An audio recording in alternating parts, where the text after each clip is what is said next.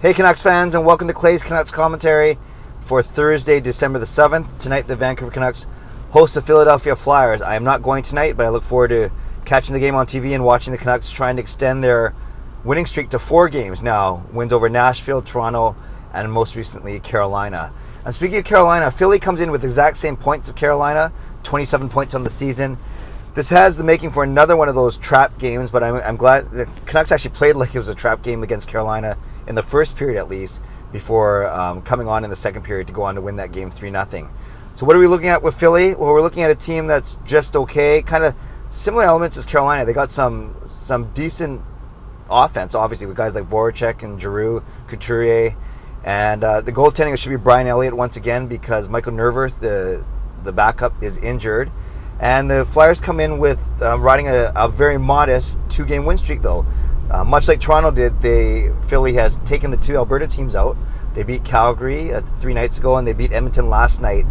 But then hopefully, as in the Toronto game, the Canucks will end that winning streak for Philly. Thing is, too, Philly played in Edmonton last night, so they'll be a little bit tired. You know, it's not the biggest trip in the world, but it's still an hour flight, and getting in probably late last night, so I doubt Philly will skate today. I doubt the Canucks will skate. They'll probably do an optional skate today. But the main thing out of the Canucks land is the injury to Bo Horvat. I was at the game on Tuesday night against Carolina, and it was actually in the corner right in front of me where Bo stumbled, maybe caught an edge. Then it looked like he actually got a stick in the face from Justin Williams, or maybe it was his own stick, who knows. And then he went hard into the boards. And as we all know, he didn't play for the last 10 minutes of the third period. So he has an MRI scheduled. We're hoping for the best, but likely preparing for the worst as it goes in these things. And if he does have a knee injury, God forbid, then add him to the list. Troy Stecher, Alex Edler, and Louis Eriksson, as you guys recall, all were out between 5 and 6 weeks earlier this season with knee injuries. And thankfully they all came back, and they're, especially all 3 of them actually, doing very well, part of the Canucks' little mini resurgence here. What's crazy is the Canucks were just putting it all together, 3 straight wins, climbed into 3rd place in the Pacific Division, a few points clear of the wild card spot, so at least they were, not comfortably, but at least they were in a playoff position, and then we have this bad news about Bo. The reason why it's bad news, there's many reasons, obviously. Bo signed that 6-year, $33 million contract in the summer, future captain of the team. We all know that, leader in the room, on the ice. But when you look at his on-the-ice play, he does everything. He plays a lot of minutes, obviously. He's centering their top line with Besser and Godolbin. It was Besser and Berchi for a long while. But basically, he was the driver of the play on that line as the center, as the centers usually are. And a lot, not all, but a lot of Besser's points came from Bo assists, especially Besser's goals. Bo Horvat is on the first unit power play. He's the net front presence, right, with Daniel Henrik, Besser, and Edler Pouliot, whoever's on the point on that unit. So now you lose your net front presence on the first power play. So what happens with that? Well, maybe try Jake Virtanen. I'd love to see Jake Virtanen in front of the net. If you want a big body who can skate and who's got good hands, put Jake in front of the net.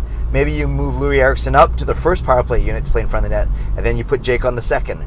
Or maybe it's Berchi that comes up to the first line power play. Or maybe Burmistrov, who's likely going to replace Horvat. I'll get to that in a second.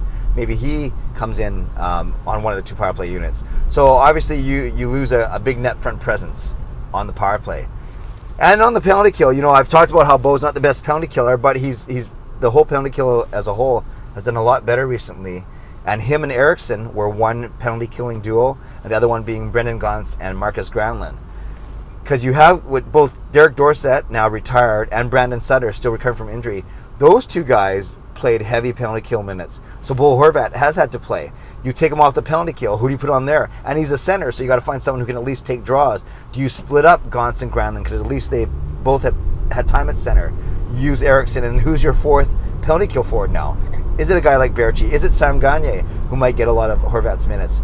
So you can see that this is a big loss to the Canucks, not only in the locker room, but more importantly on the ice, because Bo Horvat does play in all 3 situations, even strength, power play, and penalty kill.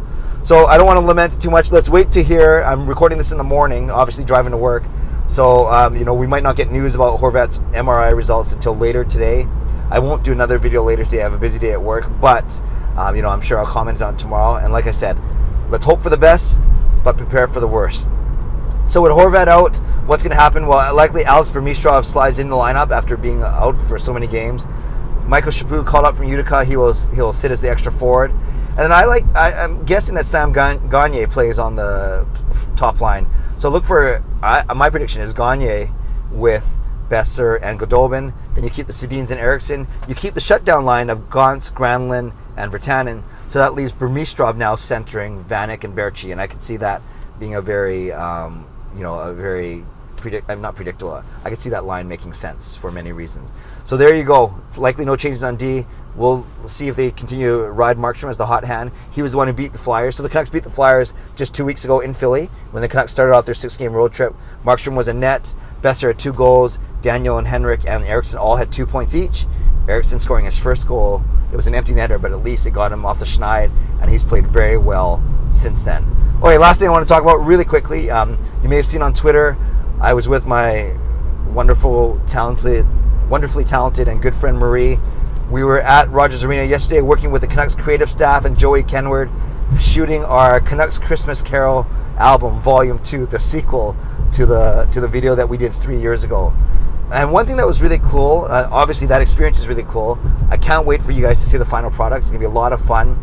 And just the mood around the team. I know we weren't with the players, but we were with all the creative staff, but a good 6 to 8 people from the creative team, their video, their sound, their lighting, all the game presentation.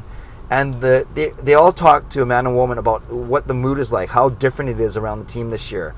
Because the team's winning, because Travis Green is such a likable personality, whatever it may be, it feels good to be around the team. And with these types of videos, these goofy parody videos, how well the team is doing on the ice often dictates how well received these videos are. So I hope and pray that the Canucks continue to play well over the next 2 weeks. That way when this Christmas video comes out, it will be met with good holiday cheer and good spirits from Canucks fans, young and old alike. All right, so throughout the day, we'll keep tabs on the Bo Horvat news. Like I said, I won't do another video. I'll touch on it tomorrow. But it's game day. The Canucks looking to extend their win streak to 4 against the visiting Philadelphia Flyers. Leave a comment below. Are you worried about Bo's injury? Do you agree with, I think it's obvious that the impact it's going to have on the Canucks lineup, and the Canucks just got to fight through as they fought through many injuries to start off this year. Have a great day, Canucks fans. Let's hope the Canucks pull off another victory. God bless, and go Canucks go.